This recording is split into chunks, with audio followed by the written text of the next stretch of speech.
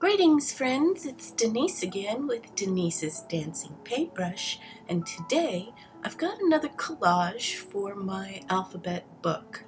This one for the letter I.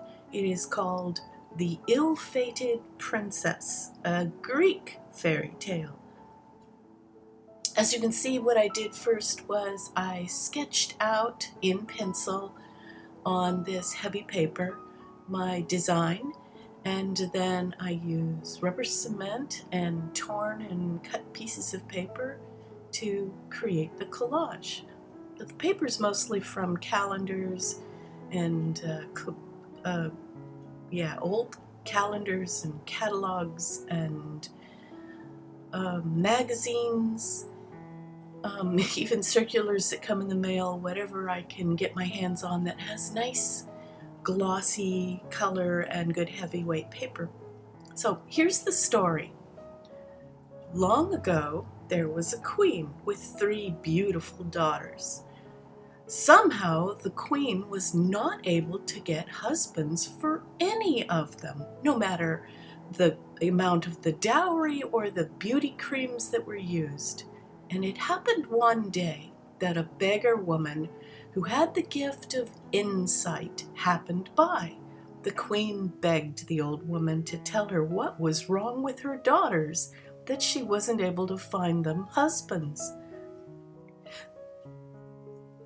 The gifted beggar woman said that one of the daughters must be plagued by an ill fate that kept the others from marrying also. She told the queen to wait until late at night and tiptoe into their rooms and observe them sleeping. The daughter who slept with her hands in her lap must be the ill-fated one. And that night the queen did as she was directed and found it was the youngest daughter who had been ill-fated. When the youngest daughter found out the next morning that all of their troubles were because of her, she sewed the money from her dowry into the hem of her dress and left the palace. The others pleaded with her not to go, but she was determined to bring them no more trouble, and so she left. At first, she stayed in the village with a cloth dealer, but it was soon evident that she was ill-fated when all the cloth in the shop began to tear apart. She felt very bad for the cloth dealer and his wife, and so she paid them for the damage on the cloth from her dowry and then left them. The princess traveled for a long way to a different village in hopes that she could leave her troubles behind her. She stayed with the glassmaker and his family, but her fate came with her, and the glass began to be smashed in the night. She gifted them from her dowry in the hem of her dress and left them also. By this time, she had gone far away to come upon a neighboring kingdom and asked to be of service to the queen. It wasn't long before the queen discovered an ill fate came with her, but she kept her on. The queen told her that she must change her fate by taking a fresh-made loaf of bread to a nearby mountain and offer it to the evil fate. The girl baked the bread with her own hands and took the fresh loaf to the mountain and refused to leave until her evil fate took the bread. At first, the fate resisted, even when the other fates argued with her. In time, the ill fate gave in, and in exchange gave the girl silk thread. She told her only to sell it for its weight in gold. The princess was overjoyed, so overjoyed that she was appeased by the ill fate.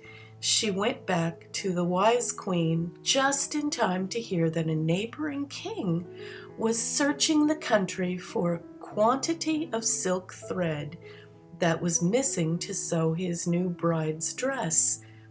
Right away, the princess took the silk that had been given to her by the ill fate to see if it was what was needed by the neighboring king. The princess told the young king that she could only accept its weight in gold, no matter how much gold was put on the scale, though it wouldn't even out, until finally the king himself stepped onto the scale and it balanced. The king then knew that this was meant to be. He was fated to marry the princess, and so he did. I thought it was a good story because it had a happy ending, even after all of that. And it was so much fun to draw this girl baking her own bread.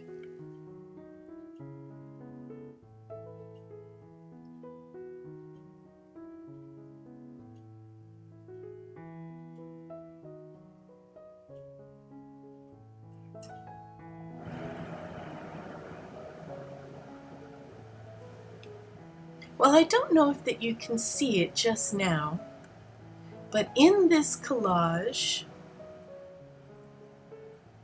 I have added all sorts of things. You'll find a cartoon devil, 3 ears of corn, a sad puppy with his hat on backwards, a picnic basket, a house, children swimming, a hot dog, and in the girl's hair is a woman holding her child on her hip and a chair. I think it's kind of fun to add things in. It's almost a Where's Waldo type of a picture where you have things to look for that don't appear automatically. It blends in because of all the colors and the different scraps of paper being used.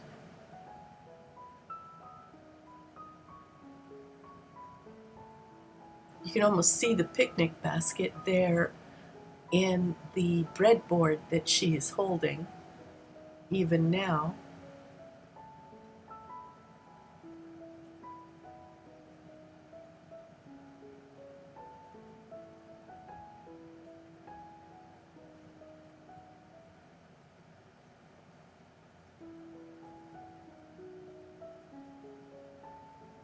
And we're nearly there. What do you think?